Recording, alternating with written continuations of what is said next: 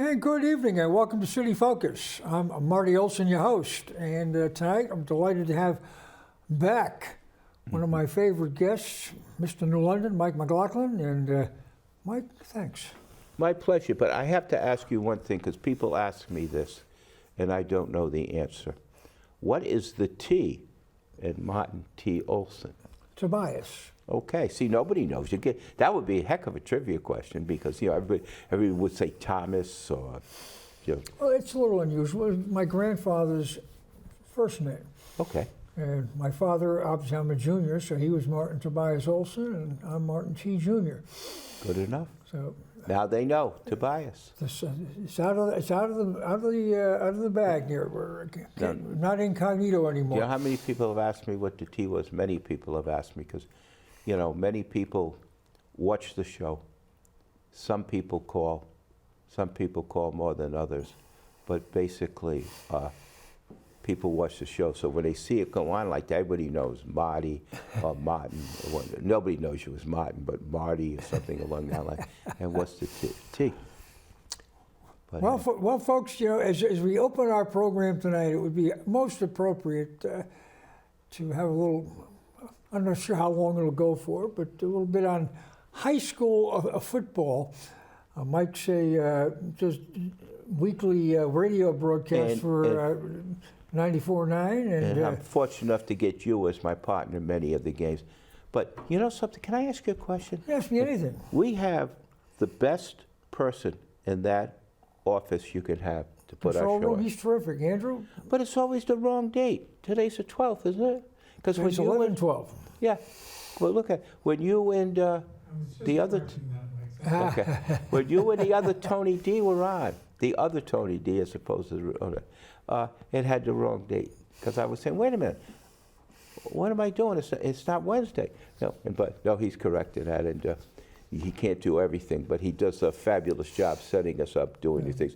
And I'll tell you what, I couldn't even put my microphone on, and he does that for me. So well, he takes care of us. I can't say how well he does.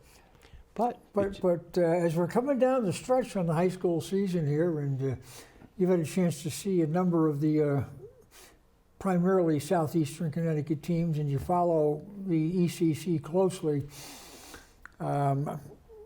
Do you see any opportunity for success in the state tournament coming out of our part of the world? Yeah, killingly. Well, they'll have as much success as you can get. The two Allard brothers, I think they're twins. One plays offense, one plays defense. The one who plays defense is outstanding. Yeah, I think he catches passes too. The kid who runs had 2,000 last year. He's closing in on 1,700 this year. He's had like 50, 60 touchdowns in his career. Or maybe more than that because he started as a sophomore. And they've always had good running backs. And no, they play well. They tackle. That's one thing they do. They block. And their quarterback knows how to use the offense. He doesn't pass much, but when he does, he's always got a touchdown potential. So they're a very good team. The only other one I think that has a shot is Waterford's 5-3, but they play Killingly this week, so that's going to be a tough game for them. Fitch, I think last week knocked them out because it's tough to make it with 4 losses. Ledyard is sitting there 6-2 now. Have they added another team to the tournament this year for each level? I don't know. It seems like it, but you can't get any information because, you know, what bothers me the most is the CIAC, how they do it. You can play all year double L, and then they go by only the size of your school for the state tournament, which is so unfair. Like last year in baseball, Montville had a 21-win season. They were as good as any M team, but all of a sudden St. Joseph's of Trumbull was an M team, and they had played double L teams all year, and it was not as good a game as they had liked. But So sometimes the CIAC can have some situation that you don't need, but I don't see a whole lot of our teams doing much. The other one would be Ledyard. Ledyard, I forget who they have this week. I think Stonington, and then they play Fitch, which would be a great game. You'll be at that game. Yeah. So I'd like to know too. I want to thank Mike. I mean, over the last couple of seasons, I've had an opportunity via Mike to be in the booth and to work the game. I've worked, I don't know, about I think 3 or 4 games each season. It's been a lot of fun, and I've enjoyed it. And I hope that the vast listening audience is finding value in my work. They do, because they listen, they talk to me, and like again, I say, you and I, the way it looks now, are going to do Fitch Ledyard at Ledyard, which should be a good game, because again, Ledyard is a good M team. If they had to play all double L teams like Fitch do, they wouldn't do as well. Okay, but that doesn't mean Ledyard is not a good team. They play that single wing. They got a running back rush for 5 years, named 401 yards last week, which set a record that I thought they had a kid play a couple of years ago, who I never thought they'd break his record, but they did that, and it's a situation. Fitch has that quarterback, Porter, who is unbelievable to play. We had them earlier in the year. Yeah, they're very good. And see, that's the thing. It's kind of sad. And I don't want to be downcast on them because everybody thinks, well, I get down on the London. No, I'm happy when they lose because I know the London because, they played on a Friday night. And the score never was in the paper. It's not. I don't think it's the day's fault because usually if you call them in, you get the score. And well, I mean, up until very recently, I mean, the last few seasons, even on a Friday night, you at least get the scores. Yeah. You may not get a wrap-up, but you get the scores of the games in the day. Yeah, and I think, it's up now because the day has become a lessening of a situation that you have to have a coach call in. And if you don't call in the score, because they had a score, they put some information about the Ledyard game in the Fitch game in, I think, Tuesday's paper, okay? Which wasn't, they played Friday, so it's not as though if you call them, they won't put it in, and who knows? I can't not sit next to the coach. I don't know if he does. Who knows who's responsible to do it? Okay, but I mean, if New London were 9-0, the paper would be in the paper every day, and that's the thing. But, things change. New London's been struggling this year. Yeah, they have. And it's, not everybody can win every year. New London, I'm sure, will have a great basketball team, and their baseball team is getting better, and they have other teams like their soccer team, where I think has done much better. Well, this year. they made the state tournament, I believe. Yeah, so that's the whole situation. So, it's just that, if you're a big-time New London fan, like I am, and I like to see the scores. Now, I can get the scores. I mean, all I can do is call up you or somebody else, but you still like to see your school represented, how'd they do, what they do, you know what I mean? And, we haven't had them on yet this year, and it all has to do with, the timing of the games, because we have news on from 5 to 6. It's hard to go to a game at halftime. And Mr. Orby, who is a very talented athletic director, chooses what time he wants to start the game. And, we go from there, and you get all kinds of complaints, you get all kinds of happiness, you get this, that, what have you. We have some controversial teams around. I mean, even when older Mr. Bunico used to coach, people were not happy because he won too much, or he didn't do that. Or when Jackie Cochran was there, he won too big a score, and all these Listen, other there were things. those who always liked to complain. Oh yeah, and unfortunately for us, many of them live in New London. But I imagine they complain about me because they think I'm, I only can see green and gold and stuff like that. Because some days I'll be coming from somewhere, and I'll have green and gold on, and they'll say, "What are you doing with green and gold on a Fitch game or something like that?" But we shall see. But when I've done the games with you, I've tried to keep my apparel and my headgear neutral. Yeah, and you do an excellent job, because what you do is you report the game, okay? And sometimes we bring me or sports doctor bring a little something into the game of our opinions, where you try to do the games, and our opinions are probably, his opinion is right most of the time, but mine's probably wrong 50% of the time anyhow. But you try to create an audience and keep them listening. And it's good to say who read it, who didn't, But we've had games this year where we wouldn't even get rosters. It makes our job a little bit more challenging, tougher, but we had fun anyway. Yeah, you can't say number 8 got the ball, so then you're a minute behind because you got to listen to the PA guy, and you know, have all those things. But it's been fun, and I thank Mr. Burrows for giving us the opportunity and to do the different games. I first started doing radio football the year that New London had Juan Roman was a senior, and Jackie Cochran and Danny Vendetto, all in the That was the 83 team. 83 team, so I've been doing this since 83. Wow.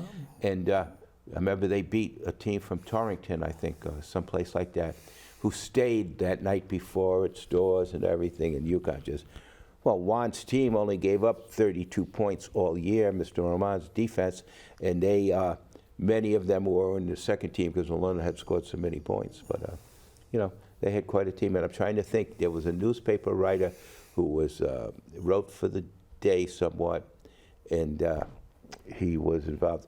And his brother kicked a field goal that set the record for the state tournament in that game.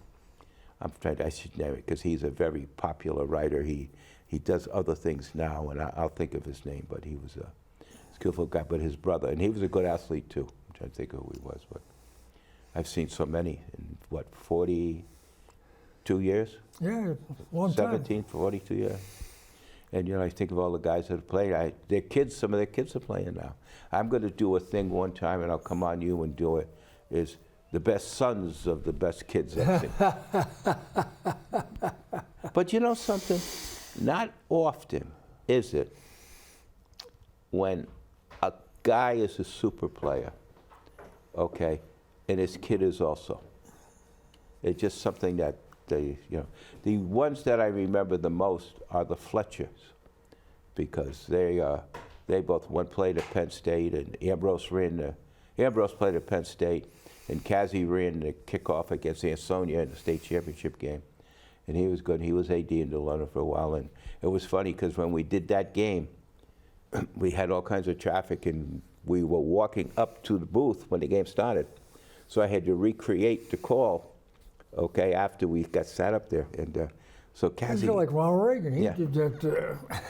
So Cassie always said to me, "When you get it, can you play?" I said, "What do you mean? I recreated it. I'll recreate it for you right now." And he laughed, and we did it on one of the half times of the show. And Fletcher gets the ball. Was that the game that was down in West Haven? No, that was the game. One cold. No, that was, they played. McKelvin played in that game. Yeah, McKelvin played that, but the game that was played at West Haven, oh, God. Strong field, I think. That. Okay, I'm trying to think. He was a great basketball player, and he was also a tremendous football player for New London. And he met me on before the game, and he said, I said, "How are you going to do?" I said, "You got sneaks on." He says, "Mr. McLaughlin, ain't no team from Stratford or whatever it was ever beat New London in the game with sneakers on." And I'll think of his name, because his son became a very decent player too, but this guy was unbelievable for London. And but that's what he said, in New London went out 128-0, you know. But the Kazzy game was unbelievable, because I think that was a game McKelvin caught like 12 or 13 passes against them, and they beat Ansonia. The first 2 games they played, New London lost against Ansonia in the state championship. One, where Coach Bunicone went for 2 points and Jamal didn't get in, Jamal Johnson. The second one, they lost on the last play of the game, where the guy threw a touchdown when New London people fell. Then they waited a couple of years, and they played 2 times in a row, and New London beat them twice. Okay, in those games. So, yeah. Ansonia, I remember watching games up at Memorial Stadium on the campus of UConn. That's where they used to play. And I saw them play at Central. Yes. At a root stadium or field, and then down at Strong. Huh? Strong that's where New London won on that game on the coldest day. Yeah, it was brutal down there. Oh yeah, but because the wind would blow right in off the thing, and but I mean, you know, when you talk about the sons of nuts, you know, Ambrose was the uncle, but the other kid, the last game he played for New London, Kazzy's son rather than Ambrose, scored 8 touchdowns against the NFA last year. Imagine that. scoring 8 touchdowns in high school. And NFA is pretty good this year. I mean, they're 4-4. They play some of the tougher teams because they're double L. They slip down once in a while. Level, not of talent, but level of population. Well, that's a big school in terms of students. I mean, it always has been. Well, we used to have, when I went to London High School, we had kids from East Lyme. We had kids from Montville. This was way before Mr. Allen built the magnet school. We were down right by where the junior high school is now, and we had close to 2,000 kids. And because we had all the kids in the other towns. Because the buses used to go up by Bartley Yard to pick the kids up. And they didn't get, only very few of them got to play from East Lyme because the buses picked them up immediately, took them home. But, you know, it's been, you know, like you think of the London players, you think of Juan Roman, how good he was. You think of, you know, and see, but what amazes me is what all of these guys have done. Like you take Juan Roman, very active in all kinds of things in the city of New London. You couldn't ask for better than him, okay? You have Denny Vendetto, who's been the bail bondsman for years like that. You have Jackie Cochran, who, exceptional football coach, who put many kids into different colleges and stuff like that, put guys into the pros. You know, you had Mr. Bunicor, okay? All these guys, they all wanted to do part of these different things. You had Kent Reyes, okay, who came back, became a fire person, and all of the different things of people who got involved in London. They just didn't play football and run away. Kazi, who got involved with the school system, okay, and all of the different situations. And you it's terrific when you have these folks that come back. Yes, and that's the whole thing with me. And like, I remember he played baseball for us over at Avery Point. Matty Green, the guy who was coaching the baseball team, okay. And you have David Cornish, who is as much of a New London person as you can be. And all of but the one I always remember the best, and he's become a New London person because he worked in the school system for 1,000 years, is Ralph Ruggiero. The first year, I'll never forget Ralph Ruggiero, and he knows I said this, and we're good friends now. But he was 7-14 his first year at basketball. I said, I ain't never seen anybody that bad. You know what I mean? And then he came on, he started playing, he had state championships. He was a marvelous coach. He had some terrific teams. He did, and he did play. He played everybody. You wanted to play, you know, St. Thomas Aquinas, you wanted to play this team, he played you. Ralph was an exceptional coach. And, you know, and he had good people working with him. Cornish worked with him, and now Cornish. Well, that's where Cornish started, was with Ralph. Yeah, and then he went to Legend and I think NFA, but he's where he is want to be now, because they should be pretty good, because they had a kid transfer from Fitch last year who worked for me this summer with the recreation. Not me personally, but he worked with me. Okay, and he's going to be super player this season. Is McKelvin's son staying out in London this year? I'm sure he will. Because, you know, McKelvin is the only person that in New London, I think, that's ever won a state championship in baseball, basketball, and football. And the thing about him, when I joke with him, in the basketball, he was a sophomore, and they played a big game, and nobody wanted to be point guard, and he was, and they won the game. A football, he had that magnificent game against St. Sonia with 12 or 13. But in the game that they won in baseball, he got thrown out of the game the first period, first inning, arguing with the umpire, play at first base. But Troy was a fabulous athlete. He went to Trinity. You know, he is, whether we like it or we don't, is a good representation of New London. You know what I mean?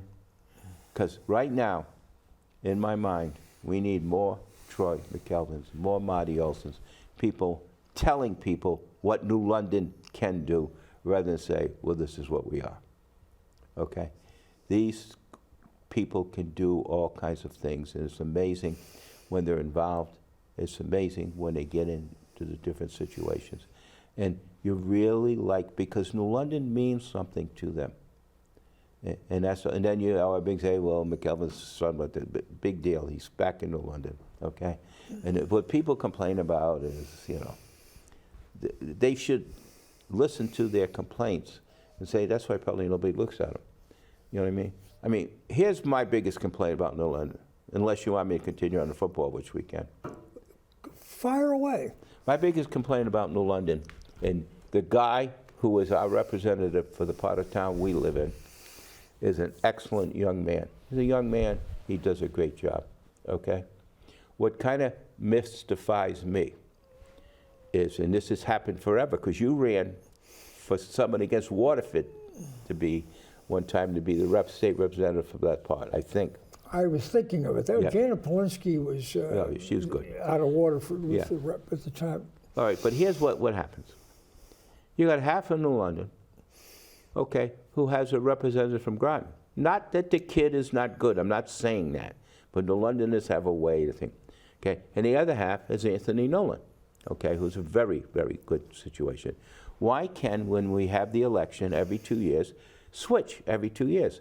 Like have, if Mr. Nolan, if it was he, represent our half of the town for that 2 years, and the young man from Groton represent here. Because the statistics are almost the same, okay, the size. And that would make us feel so much better. Because, you know, when you think, man, I'm a New Londoner, and I'm this and that, and I did all this stuff to get down to live by where I live, and I have someone else, and a lady who is a lawyer who is now a judge was even more fabulous than this young man, but this young man's going to get there. But you'd like to have a New Londoner. The last New London person that I can recall Yes. was Jay Levin, and that goes back to the 1980s. Big J. Yeah. So that's a long time ago. Yes, it was. And that's the thing. So And he only did one term. yeah. And then they switched it probably. And I have nothing against, believe me, I have nothing against the representative we have now, nor the lady who was now a judge before, because they do a good job. But being New London is you have this thing, you want to have a New Londoner. So if we could have it every 2 years, we'd be thrilled. You know what I mean? Because at least there'd be some feeling there. And the other people, I would say many of the people who live in the other part of the town, from the Coast Guard Academy down to whatever it is, some of them are new to New London. Yes, some of them are out Lamro, have lived there forever, but you would think, you know, that they would not mind as much, you know what I mean, as we do. Not that we can't sleep at night because of how this is, but if I couldn't sleep at night over stuff like that, I'd never sleep. But, you know, that gives me a situation, is that I've been thinking, you know, about what can we do to bring New London back to New London, okay? We've only had 2 mayors, okay? So for most of the history of the town since 1636. 2 elected mayors. Yeah, 2 elected mayors. We have an appointed mayor sitting right next to me, so I apologize on that, okay? But I mean, we had a town manager, or whatever they wanted to call it back in the day. And it seems like either they did a good job of keeping secrets from us, or they did a good job of doing it, because we didn't seem to have the issues we have now. We have this problem with how much money we do. We're not going to have crossing guards. We're not going to do this. We're not going, you know what I mean? I would like to get together and have a committee, not a political committee, but a committee of New Londoners, Republicans, Democrats, anything else, non-voters, anything like that, and get the situation together where we try to make it what we'd like it to be, or what it was, or how to make it a good situation. Because I remember when the first houses were built up by the Coast Guard Academy, up by the, what's the park up there? Riverside. Riverside Park. That was a big deal. And then next thing you know, they put the bridge over their territory, and it made not such a big deal. But let me go, and these are not the only ones. Let me find it. And you can look and, you know, not that you say yes or no as they're qualified, because they're all qualified. There are many people I don't have on my list who are qualified, but I think what I do, because I have my list, is I'd like to run a committee. But you have people like, okay, Juan Roman, okay, as good as you're going to find in anything, okay? You could have Dominguez, very good. Marty Olsen, former mayor of New London. Who's that guy? He's probably as much New London as anybody. No matter when he's on a show or wherever I've seen him, he's always got something green on. John Sadai Federo, who's been here forever. Okay. John Russell. I'll tell you, what he did at his restaurant, Russell's Ribs, you know what I mean? And what he does at the store now that he does is marvelous. Okay. Jeff Hart, who started when I was the only Democrat ever to lose an election in this town. Okay, when he ran, his first time he ever ran was with me. He won, I lost, you know what I mean? Okay. Another one who I thought is very interesting is the young lady named Victoria who just made this. Victoria Muller. Yeah, and it's interesting because what people have said about the, well, she's turned anything, what they've said makes me very interested in her New London ability. She's an attorney and she works with Matt Green. Yeah, Matt Green, who people don't realize, but Matt Green was the assistant coach to Richie Pagliuca when Richie first started, when him and Bono were over. Really? Matt, yes, he was. He was a big time. That's why he's still a basketball referee and stuff like that. And then you have, okay, let's see if I can read my own writing. Okay, you have Martha Marks, who's now our state rep. You have Anthony Nolan. And you have a person who's come here who's had a major effect on making a change and trying to do things with the educational system. Karen Bergen is her name. She has come here from Hartford maybe, I don't know, years ago, but she just won her second time. Yep. She'll probably be the assistant on the Board of Education this year, and she's unbelievable that she can give me, because she has all kinds of knowledge and all kinds of other things. And we have Willie Quinones, who is, I'll tell you, I am a very low-key guy, and some of the times I don't like upbeat stuff, but some of the shows he has downtown, he's very active with the Hispanic. Well, he does Taino Productions, yeah. and they do things downtown, like down Ocean Beach. I suspect they're doing their productions in other places. Surely, they do and Willie is very, very, and he has a because sometimes we don't understand some of the people, but Willie helps to explain it to me all the time. So you have those people, and you can throw in a million other people. Becky Amati, okay? You can throw in people left and right every day. But we need to get, I don't care if it's 25 people, we need to get someone to sit down and say, this is what we're going to do. We have to progress from the party system. Now, you know, it just can't be, we're going to have this, we're going to do this. We need to have all the sides talking to the people. Because we have people in New London, believe it or not, and you know, who pay a tremendous amount of taxes, don't even vote. And this is the thing, we need to get everybody back. We want to hear what the beach has to say. We want to hear what the, you know, and the other thing is, and this is no reflection on our present administration at all, because they won, and they should be there because they won, and they have skills and talents, you know. But we could have, you know, two things that are very prominent in our city that for a while lose money. And, you know, most cities can deal with one. Now, we only got 25,000 people. We've lasted with the beach for how long? And that's not made money? Well, Ocean Beach we've had since 1940, but it's been, you know, it has not been a cash cow. Yeah, and I'll tell you what, this recreation building, just because of the cost of it, not anything to do with the people who run it or anything like that, may have a little difficulty getting it started. So if you're, you know what I mean, if you're running a situation with two things, it's very difficult to do. But, you know, we have all kinds of situations, we have all kinds of people. And, you know, and one thing I'll give Mr. Passero credit for, okay, is we've only had two mayors, he's been one of them, but he was a fireman for a long time. And if you do that for a city, you deserve some accommodation. And he also was an established lawyer. So it's not as though, you know, so we'll see. But I don't know how we went, when we went from a town manager to a mayor, if that's helped us. You know what I mean? But you know what I'm going to do? That's a topic we could have a conversation on, well, a roundtable conversation. Yeah, I like to, you know, maybe when we get these people together, that's what we'll do. But I'm going to say right now, okay, that I've looked at my schedule all the way down the line. In the next election, I'm going to run for mayor of New London. Well, we're creating some news here. Okay? You know, and I'll get all of the credentials I need. I have all the credentials I need, but I'll get all of the paperwork you need to do it, or some party to back me, or some party not to back me, or how I have to run. And I feel that I have to do more than complain. And that doesn't mean everybody is doing anything wrong. It doesn't, but there's a feeling I have in New London on how this town should be and can be and has been. I mean, because when I was growing up on Robinson Street, the envy of my life was to live by Ocean Beach. You know what I mean? And then, you know, when you look at it, would the place by Lighthouse Inn be what it was if Admiral Ballard Academy was still there, the prep school? That got ripped down, and all of a sudden, EB had houses for science. No, Pfizer had scientists down there. EB had engineers, everything else you'd need. I wonder who paid for, you know what I mean? I think EB, so it created a whole situation. Yes. And people. Do you remember Ballard Academy? Yeah, that's before my time. Yeah.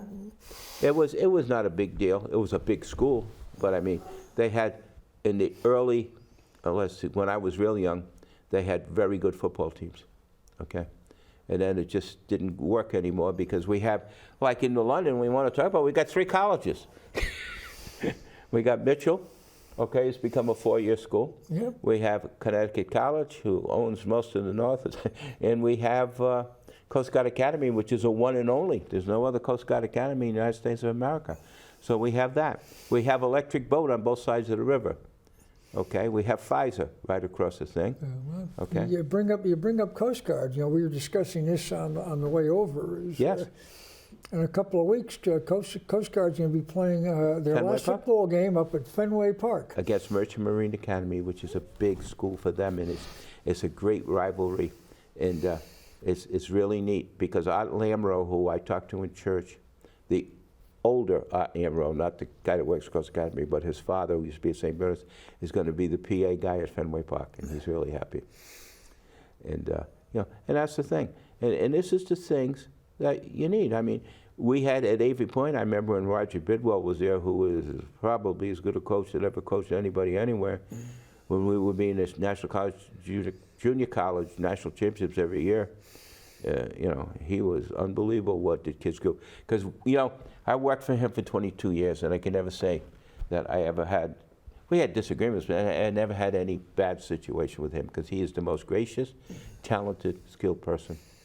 And I remember when I was there, we had a kid, and I won't mention his name, and I don't even think he could read. And I worked with him day after day after day. He got good grades his second semester.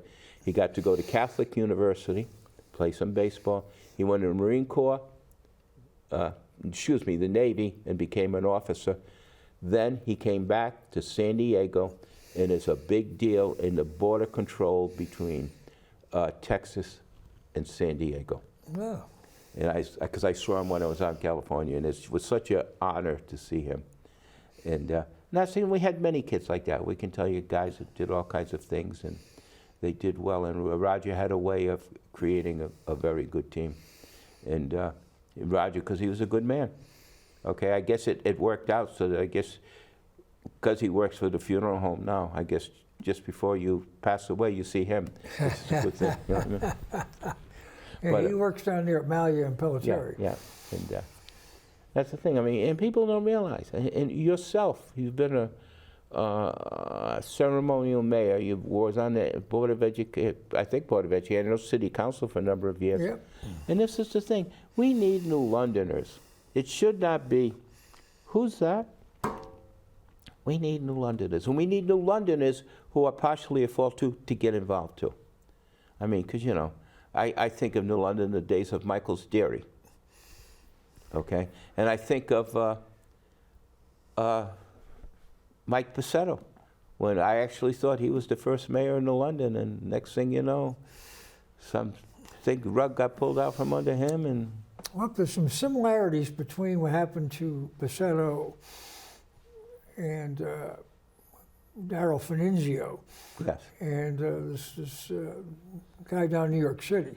yeah, I mean, this is the the thing. similarities between Mondami whatever his name is. and Finizio and how they ran their campaigns. yeah. But see, the thing with me is this, okay? And this is just my opinion. I really think we should have more New Londoners doing more things, okay?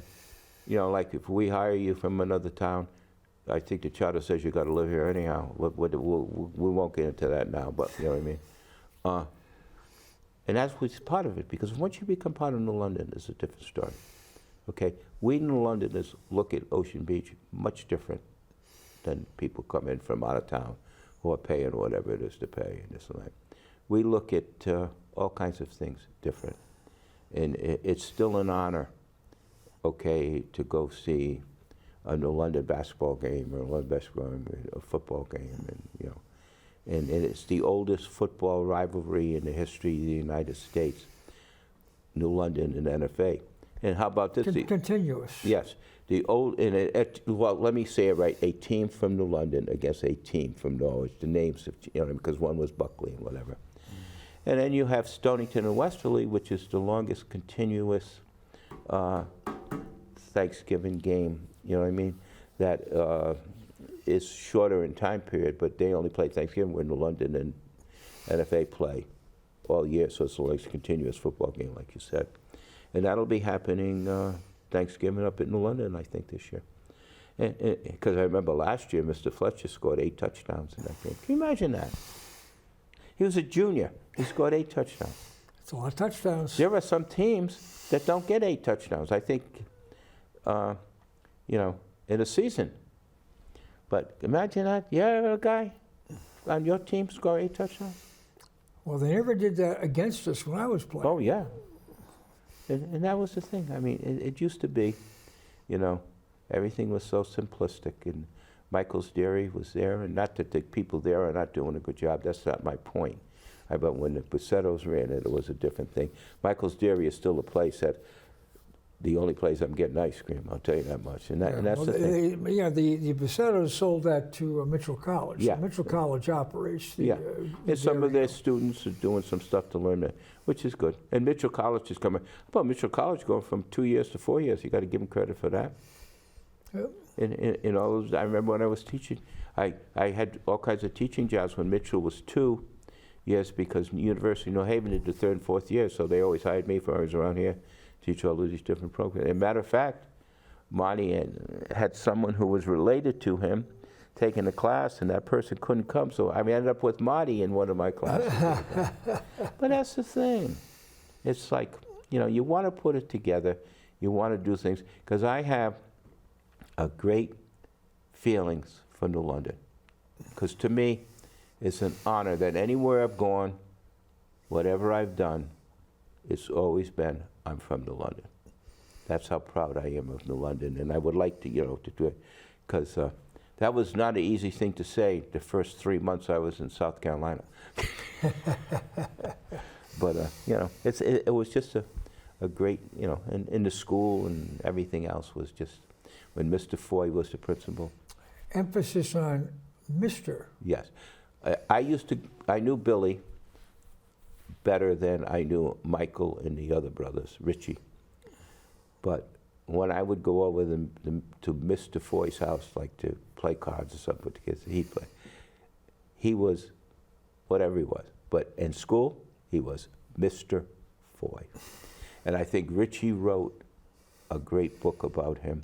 Yeah, well, his father was shot down in and broke the his neck. Philippines in World War II. And broke his neck up in the trees, and the Philippines saved him. And Richie wrote the book, and you know, it's an unbelievable book. I mean, because you really feel it. Because if you knew Mr. Foy, because I think his brother was the athletic director or something at Coast Guard Academy. Or one of the Captain Foy. Yeah. Yeah. Okay. So I mean, it was such an interesting book to read because you knew them, and they were all good athletes except for one who didn't want to play. But Richie and Mike and Billy. Well, Billy went to Amherst to play. Had a shot to make the Miami Dolphins back then. And those were the days. I remember when I was a senior in high school, they had Dave Connors playing quarterback who went to Purdue. They had Billy Foy playing one running back, okay, who went to Amherst. They had Billy McCarthy, a wide receiver who played football for 1 year, went to North Carolina while I was Mr. Rockles, wanted to make sure he went there. Yep. And they had all kinds of other. Louis Bertrell, who was the toughest guy I ever knew in school, played as a freshman against Fitch with a broken nose. without a face mask. He became a policeman, but unfortunately for him, he died very early, not through a police, but something, you know. And, we had Billy Gardner come from here, not the child who was a great coach at Waterford, but I remember 1954, my father took me to see the Giants play, because it's my favorite team of all time. How long is this ago? It wasn't the Milwaukee or the Atlanta Braves, it was the Boston Braves. And it got rained out, and Mr. Gardner had got us beautiful, and I'm so sorry he passed away just recently. Not like last week, but within 6 months. And it rained out, and he said, come bring your son, me, into the locker room, because I want you to meet a brand new guy who just come back to the team from the service. And I said, I don't want to go to the Giant thing. I only one person I ever want to meet is Eddie Matthews, who played third base for the Buzzards. So I'm not going in. Ignorant that I was, okay? Who do you think the guy was, Willie Mays? Well, sounds like it would. and that's the thing, and Billy played for them, and he played for the Baltimore Orioles. Didn't yeah, he? Yankees. And the Yankees, when he played for the Baltimore Orioles before he went to the Yankees, okay, they had Billy Gardner Day down at Yankee Stadium. And then they had all kinds of train cars and everything going from New London to honor Billy. Then he played for the Yankees, he played for the Giants when the Giants were in the Polo Grounds. And he was coach of what? The Minnesota Twins for 30 years? Well, yeah, he managed the Twins. Yeah, he had a good run with them. Yeah, and that's the thing. So these people, it's like, people have done things in New London. And, Kent Ray's, he kicked the field. I mean, look at the current, just this most recently held World Series. Yeah. Well, this is not New London, but it's for Southeastern. Yeah. With Pete Walker. Sure, pitching coach. He played for us over at Avery Point, okay? And he made the Hall of Fame. He beat Pedro Martinez pitching a game. That's a good. And so I'm the MC, because it's the only thing I can do is talk. I couldn't play because I had all broken legs. But anyhow, so I gave him the thing, and I gave it, and he had a little daughter then, and I handed it to her, the trophy that we gave as the MVP. And she smiled, like goes, But Mr. P. Walker, definitely when you do that. And this is the different people that we've had. I mean, Mr. Bill Donovan, who got me into broadcasting, his son, Todd, was an easy major league player till two things happened. We're out in San Diego spring training, and the last exhibition game, he dives for a ball in center field, breaks his wrist, so he couldn't get to it. And then he got played in the minors, AAA for a while, and a ball hit him in the eye coming off the fence, but otherwise, he was unbelievably fast, because when they would have the team sprints before the game, I mean, not, before the practice at the spring training, he would beat anybody they had on the team. I mean, I think he does something, because I haven't seen him for a while, but he scouts for the Phillies. Yeah, he scouts for the Phillies, and I think, doesn't he own Sporties now? He does. Yeah. And Mr. Jack is always there, though. He hasn't left, I don't think, for North Myrtle Beach yet, so he's there. But no, that's such a, I get all the plaques and stuff there, and but it's a great sports place to go to, too. Yeah, and Mr. Donovan does sport, and I scout for the Phillies. He may be even higher than just a scout now, I think. And those are the things, and these are the people that, because Mr. Donovan was born in London, okay? I mean, Billy, and he played baseball, he played, different other sports in London. And you think of the guys who have Art Quimby, who was leading all-time rebounder for UConn, no matter who they bring him anywhere, okay, was from New London. Jimmy O'Connor, who just passed away, was a big-time player from New London. That's when New London used to win, not state championships, New England championships. Right. Yeah, I think they all played at Buckley or something along that time. And that was the thing. So, I mean, we have such a tradition, okay? And I'd like to bring it back to people, you got to live in, and that's the thing, because we have so many things, okay, in this town that are available, and I think what do you think, though, of EB buying Crystal Mall? Well, I think it's good for Waterford. Yeah. I mean, it could be good for New London, as I explained to you in a minute. Yep. Well, I think it's in the region. Yes. I mean, I mean, if you take a look at the facility that Pfizer built Yeah. in London, Or Governor, what's his name, built it. Rowan. Yes. but With the when help of the lady from, when Pfizer pulled out of there, I mean, without paying taxes on the last year. well, they you know, they took advantage and bolted. And that building is not designed for, Yeah. you know, Mike McLaughlin's Pizza House. No, it's not. But to say And one so thing we for were Pfizer. so fortunate that EB bought Yeah. that. No, you won't have to, you know, or rented it or pay. But to say something for Pfizer, they've done a magnificent job in what they do, especially over in Groton and stuff. Okay? Yeah. You know what I mean? I mean, I think that was purely an economic move, okay? But, you know, because, but EB has very little place to park there. So will they, with all the parking they have at the Crystal Mall now, It's acres of parking. yeah, bus some of the London people down to there? And that may make it easier on the people who live around there, because I remember early, it became a big issue with the older people that lived in London, because the EB people there were parking on their streets, on Ann Street and everything along that line. And, you know, when they said, we have nurses coming to our house or something, you know, and that got, you know, somewhat taken care of. And, you know, but to imagine that, having EB in London. See, what I don't understand about EB is, and there must be some rules and regulation of the sea that I don't know, that when they have a meeting with the people from Groton come to London, they got to bus them over, come over the bridge. Why don't they just build a ferry? I mean, if they can build submarines that can sit at the bottom of the ocean and hit a spot 1,500 miles away with a missile, I think they could get a, you know, and then they could just go back and forth. And you know what we'll do? Marty, you and I will run the ferry. I like that idea. That's, what I mean? that's the idea. Yeah. Anything, because, you know, ex-mayor, Marty Olsen. But those are the things. So, you know, as people say, well, why do I always... No, because I want New London to be what it was and what it could be. And we've had some, obviously great people come out of New London, do all kinds of things. And, you know, and you kind of miss. I kind of miss the day on how it's now is, okay? And, you know, because I always used to love to read in the London Day, because I used to read every Sunday when I had no life, New London, Boston, Providence, Norwich Bulletin, and Hartford Courant. And now, Oh, so you get a good breadth and scope of what's going on, Yeah. different perspectives. yeah. And, but, you know, one of the proudest things I ever had, and why the reason I told you that I'm decided to run for mayor in the next election, is no matter where I've been, I've always been proud that I was from New London. And it's just that, where you from? I'm from New London. Loud and proud, right? Yeah, loud and proud. And that's the thing, you can say it.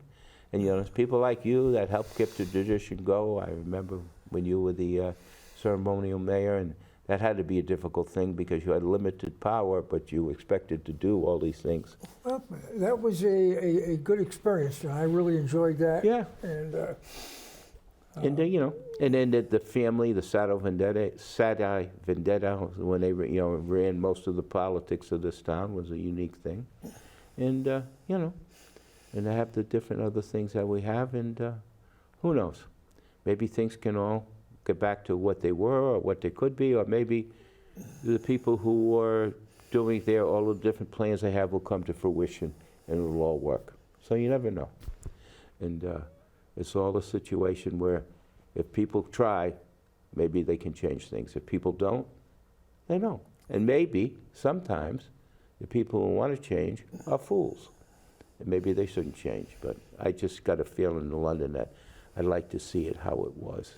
Maybe I can get old Mike Vassetto, who is still breathing, come back and buy Michael's Dairy for 2 years or something from Mitchell. And that, you know. yeah, well, I saw his wife at the polls. Yeah, Nancy on McCarthy. election day. As I did, saw a lot of folks. I enjoy that good. on election You know day to get a something? chance to. And they all remember you when you ran and you were doing the things, okay? And it was really, I never expected that you would do that, not that there's any reason you wouldn't, but when I wanted to vote, there you was. It was kind of a neat thing. And it made me feel like, hey, wait a minute, I'm voting for these people I don't know, but there's a guy right there that I do know. Okay, who was, but I almost, if I didn't write my name on, because I didn't know where to put any of the names, so I wrote my name, I would have put yours too if I figured out where I could write them. But that was the thing. Yeah. And, but that's the thing, and people say, well, no. It's we sometimes are who we are by where we're from. Right on. So, and this show here proves it, that, you've been doing this for how many years now? This particular show got over 15 years now. You know what I mean? On Wednesday nights, and I am nothing compared to either one of the Tony D's. But the Tony D you had on last week, or 2 weeks He's terrific. He's a wonderful guy. Well, I guarantee you one thing.